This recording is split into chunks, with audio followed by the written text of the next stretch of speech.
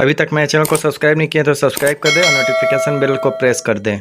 कुंदन भैया आजकल बड़ा महंगाई बढ़ता, ओकरा पर कुछ बोलत। एतनो छटपटैब भाई, बाकी कम ना होई महंगाई। 4 दिन जिए खातिर हमार भाई कौनो धंधा ल फैलाई। एगो जिए के सहारा रहे मोबाइल भाई, बाकी ओकरो रिचार्ज बढ़ा दिया न मुकेश अंबानी भाई। चाहे कितनो करो कमाई फिर भी बचे नहीं को पाई। सिलेंडर महंगा होता भाई, सब्सिडी अभी तलक ना आई।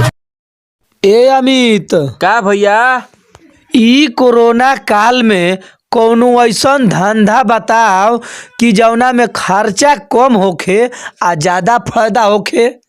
भैया हमारा हिसाब से तो कम खर्चा आ ज्यादा फायदा चोरी डकैती में बा हो।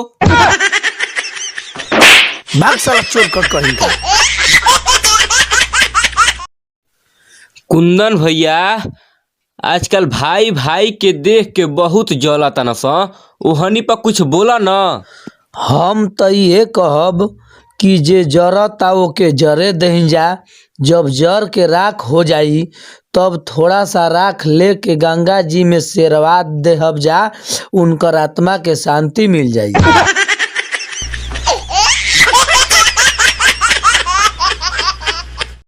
कुंदन भैया सोना चूर चाउर के जब भात बनावे के होई तो ओकरा में कौन चीज डालाई की और ओकर सुगंध गम की।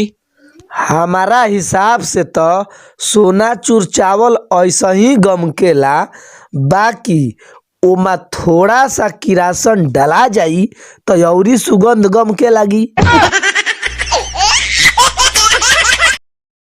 कुंदन भैया आजकल बड़ा लव चब होता, ओकरा पर कौनो शायरी सुनावा न। हाँ तले सुन, कौन ऐसन विटामिन बा फूल गोभी में कि जवन पात गोभी में नइखे। कौन ऐसन विटामिन बा फूल गोभी में कि जवन पात गोभी में नइखे। कौन ऐसन विटामिन बा बाहर वाली में कि जवन घर वाली में नइखे।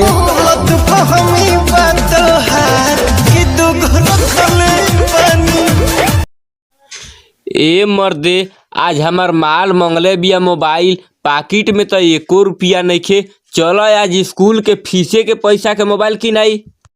ए पार्टनर, ए बचावा, पढ़लो बेकार बा लिखलो बेकार बा, मालिक के चक्कर में लइका कंगाल बा, बोली ए गुरुजी के जिम्मेदार बा। ए बाबू लफुआई में का बा, ना पेट में गुद्दी बा, ना चार या ना बुद्धि बा, बापे के पैसा पर बेटा खेलत खुरबुद्दी बा। ए बाबू लफुआई में का बा, बेटा के परस में नाही फूटी कौड़ी बा, बाकी एकर मंगले मोबाइल छौड़ी बा। ए बचवा लफुआई में का बा, ना बाबू के लोक बचत बा, ना माई के लाज बचत बा, ओहू ले नाही त गाँव के इज्जत बेचात बा।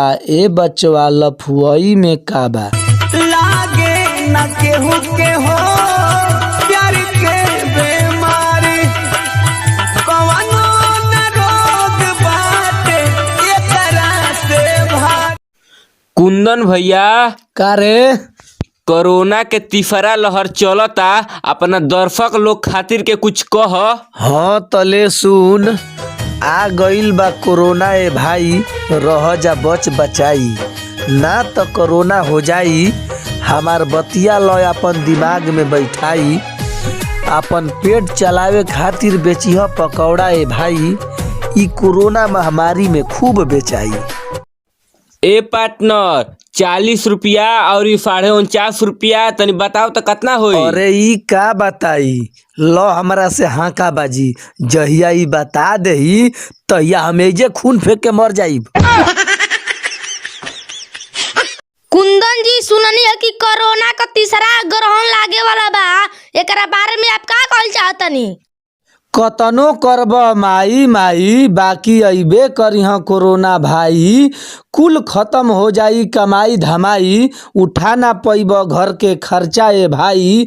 एकर बा एके गो दवाई, द जा मोदी जी के समझाई, ना तो ये हमार भाई अब हमनी के देशवे बेचाई। मेरी जान तिरंगा स्वाभिमान तिरंगा है। अगर मेरा वीडियो अच्छा लगे तो एक लाइक शेयर जरूर करें।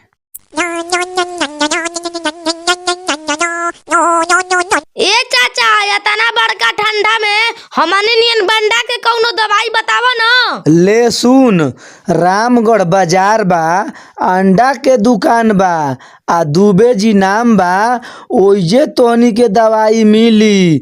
1-2 प्लेट अंडा दी तोहनी नियन बंडा टनटना जइहा।